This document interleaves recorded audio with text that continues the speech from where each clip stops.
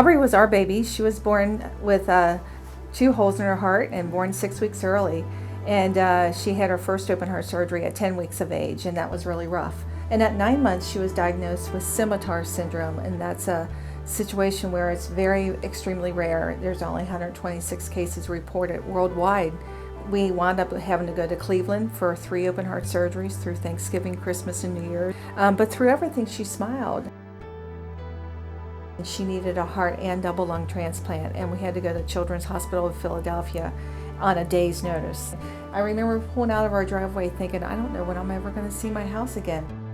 We were up there for 4 months while Aubrey waited and received and recovered from her transplant. And there was a week after her transplant where she was just coding every day. It was rough. And I just remember thinking to myself, put one foot in front of the other, one foot in front of the other. And so we finally got to come home, and we had to go back for biopsies every 3 months. And she went back 3 times, got 3 unexpected hospital visits. Nothing was ever easy, but that was Aubrey. I mean, she was always teaching the doctors and the nurses and her parents lessons. And we had just made our airline reservations to go back for our next visit when we could not wait to take her. She was really loving life when very suddenly and very unexpectedly, 2 days before her 3rd birthday, she passed away.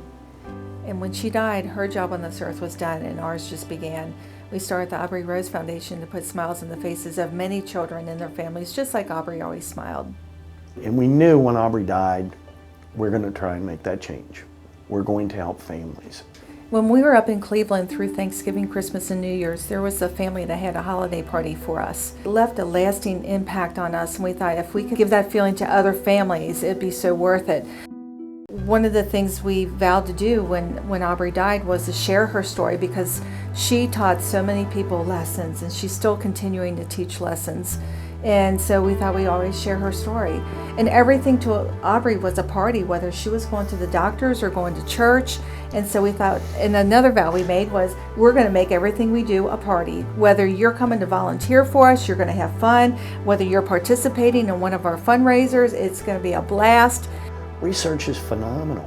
It helps. It helps for us to be able to, all of us, to help cure cancer, cure diabetes, whatever.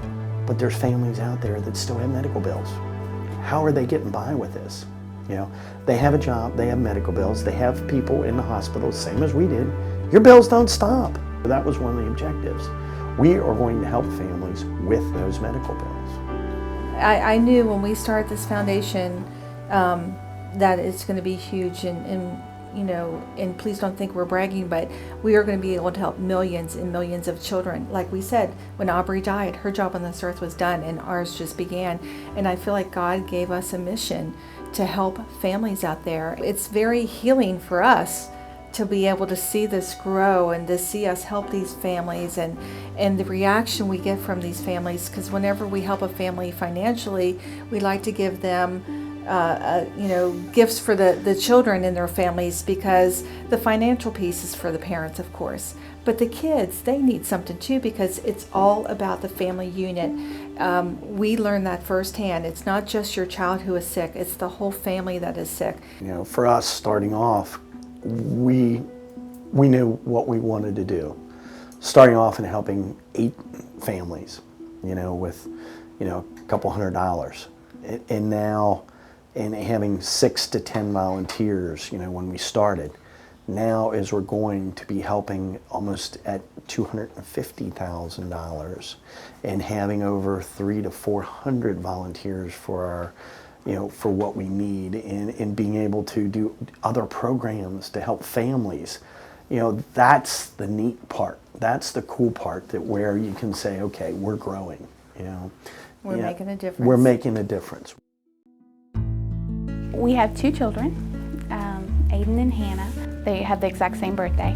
She was born at 5:57, he was born at 6:10, so they're exactly 1 year and 13 minutes apart. When Hannah was about 1.5 years, she started wetting the bed, like overflowing her diapers is what I thought it was. I didn't know, so I changed the diaper size. I'm just gonna check her blood sugar just because I had the items myself, and I checked it, and it was 400 and something, and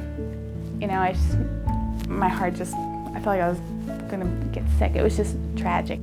Our life changed, learning her high blood sugar to a life of trying to treat a a year and a half old with diabetes. And it was almost exactly 6 months later.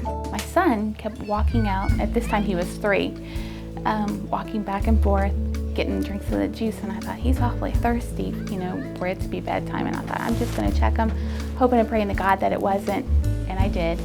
And his blood sugar was the same, and we had her diagnosis and all her medical bills, and then his right on top of that, and all their medical bills, and we're still trying to pay everything else. And you also have all the new prescriptions, all the new medicine. Your whole life changes from 1 minute to boom, everything. And when we got a box in the mail that had 2 bunny rabbits in it, and I opened it, we were just so excited and so ecstatic and just so thankful.